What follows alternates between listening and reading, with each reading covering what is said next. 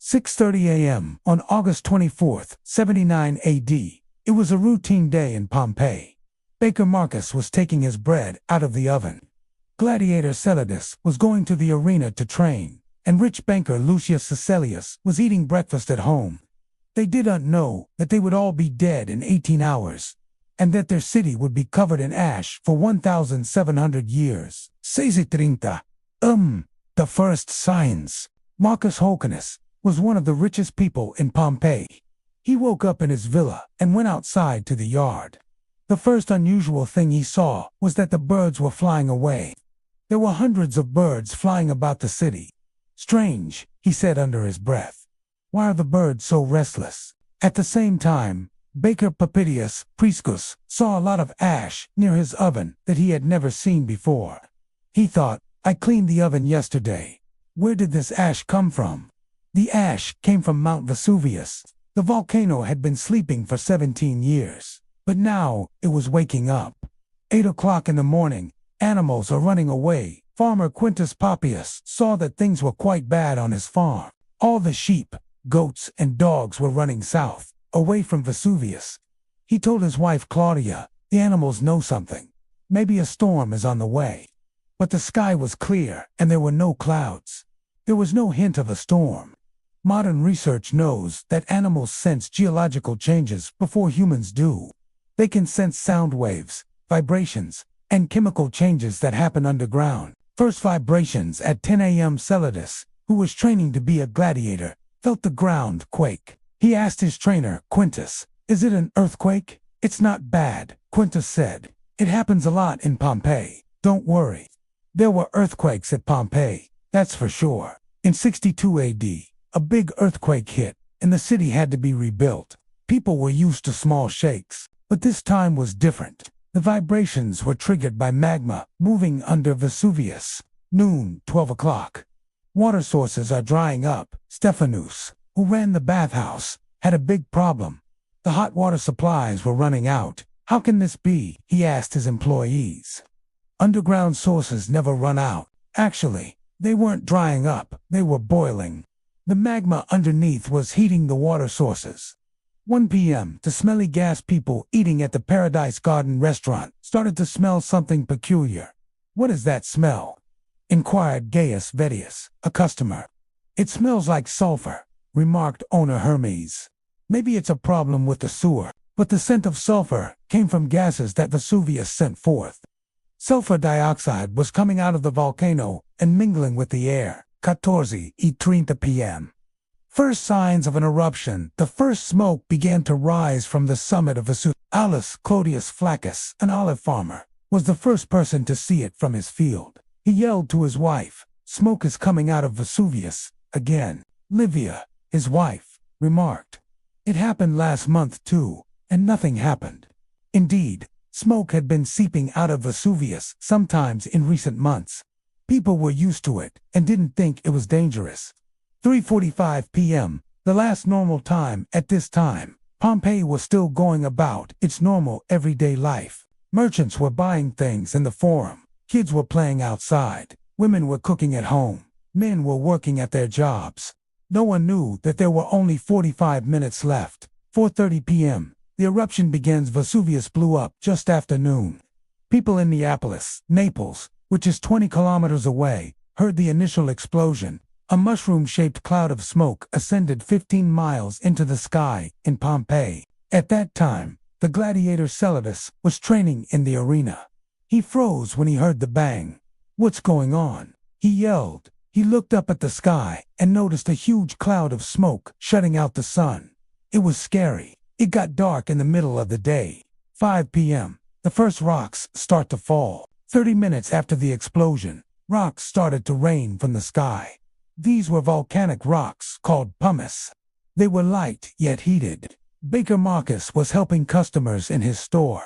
When the first rocks hit the roof, he was shocked. "Is it hailing?" asked Lucilla, his customer. "But it's really hot," Marcus said. He reached out and picked up a rock, but he dropped it right away. "It's burning." People started to panic at that point. Now they knew for sure that Vesuvius had really erupted. 1730 Making your escape decisions. Lucius Caecilius, a rich banker, called an emergency conference with his family. "What shall we do?" asked his wife Metella. Lucius responded, "We have to run." But where to?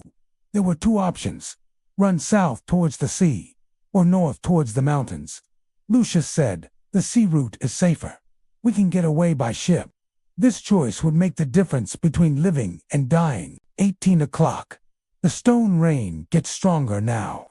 Stones the size of ping-pong balls began descending from the sky.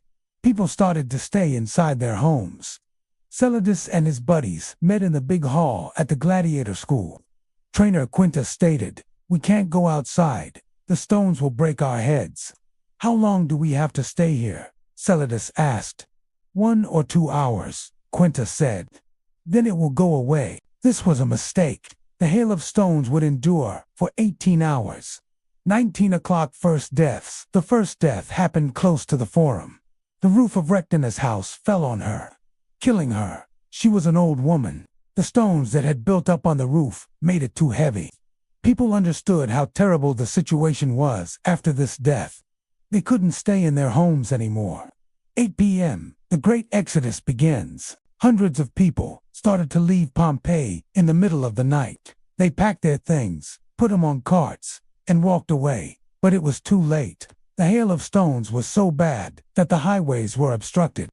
Farmer Quintus Poppaeus and his family tried to escape to the south. But as they got to the Sarno River bridge, they saw something terrible. The bridge was full of stones. Claudia, his wife, remarked, "We can't cross. Let's go back." But it was also impossible to go back. The roads to Pompeii were also closed. 9 p.m. to airport status. The Pompeii airport was closed in contemporary times.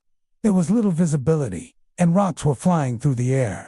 People who were still in the city at this time were trying to stay safe in their homes.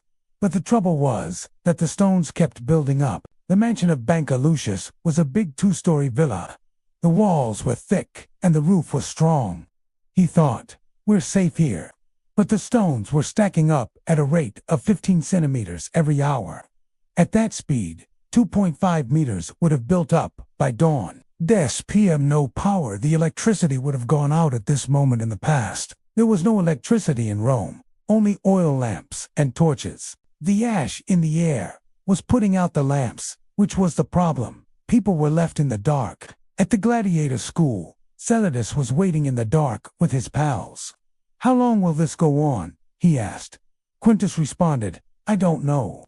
But we have to put up with it." They didn't know that the worst was still to come at that time.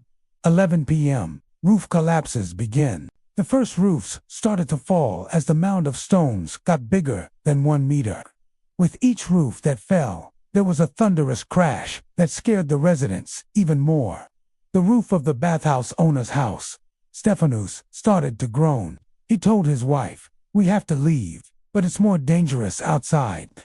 This was a bad choice. Stay inside and get crushed by the roof, or go outside and get struck by the hail of rocks. Midnight. 25 August begins. Pompeii was like hell at midnight. Rocks were always falling, roofs were always tumbling in, and people were always screaming. There were perhaps 15,000 individuals still in the city at this hour. 20,000 had gotten away. Asterisk, 1 o'clock. Pyroclastic flow begins. Asterisk, the second eruption at Vesuvius happened at 1 o'clock. A pyroclastic flow, a wave of hot gas and ash, was rushing towards Pompeii this time. It was moving at 150 kilometers per hour and at a temperature of 700 degrees Celsius. Aulus Clodius, a farmer who lived on a hill above the village, was the first person to notice this wave. He said, "Oh my God, the wave of fire is coming." This wave was moving at a pace that was almost the speed of light. People had no way to get away. 1:15 The first pyroclastic flow hits Pompeii. The wave of hot gas hit the northern parts of Pompeii. The individuals who lived here died right away, not from the heat but from the poisonous fumes. The gladiator Celadus was in the school's basement. The heated gas didn't get this far, but the oxygen was running low. "I can't breathe," he said with a sigh. 2 o'clock. Second pyroclastic flow. The second wave was bigger. It hit the middle of Pompeii. In this wave, The Forum, the theater, the baths all were devastated. This tsunami wrecked banker Lucius's villa. Lucius's wife Metella and their kids Quintus and Claudia all perished at the same time. 3 o'clock, third and last wave, the last pyroclastic flow, entirely buried Pompeii. There were no people remaining in the city. Baker Marcus fought to keep his bread safe till the end. Celadus, the gladiator, yelled out the name of his love, no sir, a farmer. Quintus hugged his family. Silence. At 6 o'clock in the morning, on the morning of the 25th of August, Pompeii was deathly silent. A metropolis that would wait for 2,000 years was buried under 4 to 6 meters of ash. Vesuvius stopped making noise. The birds came back. The sun was out, but Pompeii was gone. Epilogue discovery. Archaeologists started to dig up Pompeii in 1748. What they uncovered under the ashes were people who saw what happened that night. Bread that had been burned in Marcus's oven, Celadus' skull next to a gladiator's muscle, the remains of Lucius' family, wrapped in cloth, hundreds of people, frozen in the positions they were in during their death moments. Pompeii is now the best preserved ancient city in the world, because the ash from the volcano had frozen everything in place. Lessons what we learned from the Pompeii disaster. 1. Listen to natural signs, animals, underground water, tremors, all were warnings too. Leave early. People who left during the initial eruption lived. Asterisk, make a catastrophe plan. Rome didn't have a plan for volcanic disasters. 4. Asterisk, don't panic. Panic leads to bad decisions. 5. Check your scientific knowledge. In Rome, they didn't know anything about volcanoes. Modern volcanologists are looking at Pompeii to learn more about how volcanoes erupt. There is an early warning system and ongoing monitoring of Vesuvius today. The tragedy of Pompeii shows how strong nature is and how weak people are. But it also demonstrates how brave and loving people were that awful night. What would you have done that night if you lived in Pompeii? Would you have stayed home or tried to get away?